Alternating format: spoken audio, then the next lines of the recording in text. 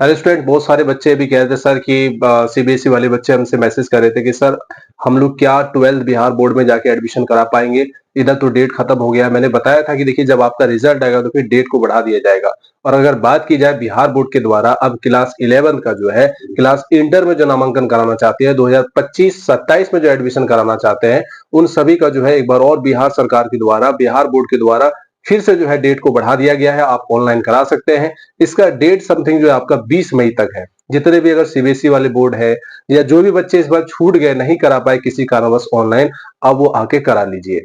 वो अपना जो है ऑनलाइन करा लीजिए। ऑनलाइन का जो तिथि है 20 मई तक अंतिम है। जो भी छूटे हैं, जो भी छूट बढ़ गए या जो भी रह गए, वो बच्चे करा लीजिए। सीबीएसई वाले बोर्ड के लिए एक यहाँ पर अच्छा ऑफर मिल चुका है कि आप ऑनलाइन करा लीजिए और उसके बाद जो है आप बिहार बोर्ड में एंटर कर सकते हैं। और बहुत सारे सीबीएसई वाले बच्चे सिर्फ 10वीं तक ही पढ़ते हैं। मैंने देखा है, खुद हमारे फ्रेंड सब ऐसे ही किए थे। और ये जो है फिर जो है अपना एडमिशन 12th में बिहार बोर्ड में करा सकते हैं। अब बहुत सारे बच्चे कहते हैं कि सर कि एडमिशन जो होता है, एडमिशन के बाद क्या होता है? क्या आप जो है बिहार के जो एफएसएस पोर्टल पे जो आप ऑनलाइन फॉर्म को भर देते हैं, पेमेंट कटा देते हैं आप 350 रुपए, क्या उससे एडमिशन हो गया? नहीं, उससे एडमिशन नहीं होता है।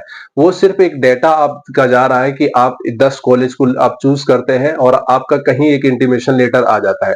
अगर बात की जाए तो इन लोग का जो है अब फर्स्ट मेरिट लिस्ट भी आ जाएगा और देखने को बहुत जल्दी मिलेगा। ऑफिशियल तौर पे देख लेते हैं जानकारी। लेकिन यहाँ एक चीज की जानकारी ये मिल गई कि 20 तारीख तक जो है ऑनलाइन का डेट है। तो जितने भी सीबीएसई वाले बच्चे या बिहार बोर्ड के जो भी बच्चे जो रह गए थे, जिनको जानकारी नहीं मिली या कुछ प्रॉब्लम की वजह से भी हो जाता है, तो वो सारे बच्चे आप ऑनलाइन कर दीजिए। और एक और बात की जाए यहाँ पर कि अभी जितने बच्चे कहते हैं कि ओएफएसएस पे आप जब ऑनलाइन करते हैं, कॉलेज को सिलेक्ट करते हैं, पेमेंट कटा देते हैं 350, उससे आपका एडमिशन नहीं होता है।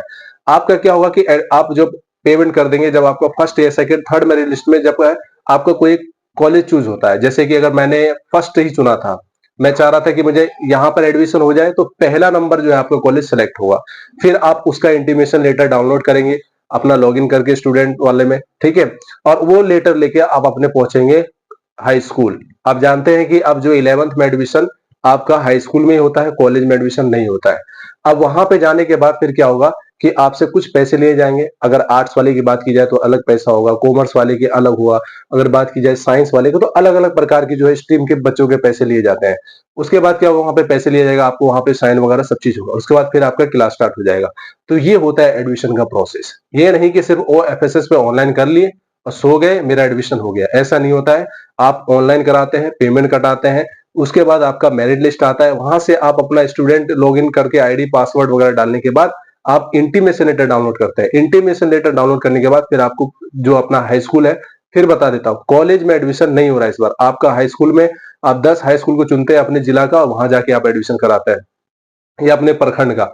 आप वहां गए, वहां जाने के बाद फिर जो है आप जो है अपना इंटीमेशन लेटर डाउनलोड आप करके और वहां पे अपना इंटीमेशन लेके आते हैं लेटर। उसके बाद अपना जो भी है आप 10 का मार्कशीट जो भी है, अगर आप वही स्कूल में जिस हाई स्कूल से आपने 10 किया फिर वहीं पे आप एडमिशन कराइएगा, तो वहां पे कुछ नहीं लगता है, सिर्फ इंटीमेशन लेटर दीजिएगा। उसके पास आपका मार्कशीट है, आपका माइग्रेशन है, आपका ये सारी चीजें। हाँ, माइग्रेशन की बात की जाए, बहुत सारे ऐसे बच्चे कहते हैं कि सर हम उस हाई स्कूल में जहां हम पढ़ते हैं उस हाई स्कूल में नहीं नाम लिखाना चाहते हैं, तो क्या करें?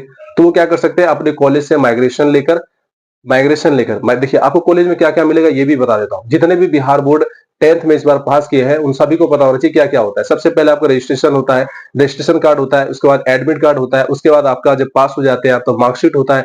मार्कशीट के साथ आपका क्या क्या मिलता है, आपका जो है माइग्रेशन मिलता है, आपका सर्टिफिकेट सर्टिफिकेट तो 2 साल के बाद मिलता है। अगर बात की जाए फिर आपको वहां से स्कूल लिविंग सर्टिफिकेट भी मिलता है। तो दो चीज आपको लेके जाना होगा।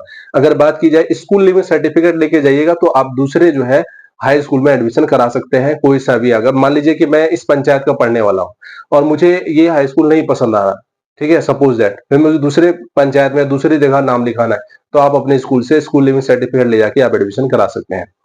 तो मैंने आपको फिर से मैं कह रहा हूं कि आपका कॉलेज में एडमिशन नहीं होगा, हाई स्कूल में होगा। अभी भी जो बहुत सारे बच्चे ऑनलाइन नहीं किए हैं तो वो ऑनलाइन कर लीजिए। अपना 10 हाई स्कूल को आपको चुनना होगा, जहां पे आपको एडमिशन कराना है वहां पे फर्स्ट जो है आप हाई स्कूल को चुनिए। उसके बाद वहां पे आपका मेरिट लिस्ट आता है। मेरिट लिस्ट के बाद आपको जो है इंटीमेशन लेटर आपको डाउनलोड करना होता है। फिर अपने आधार कार्ड, अपने मम्मी पापा का आधार कार्ड, 4 फोटो वगैरह, और फिर जो है मार्कशीट लेके आप वही हाई स्कूल में है तो मार्कशीट तो नहीं लगेगा। तो ये सारी आपको डॉक्यूमेंट्स वहां पे जमा करने के बाद एडमिशन होता है। तो ये सारी प्रक्रिया आपको करनी होती है।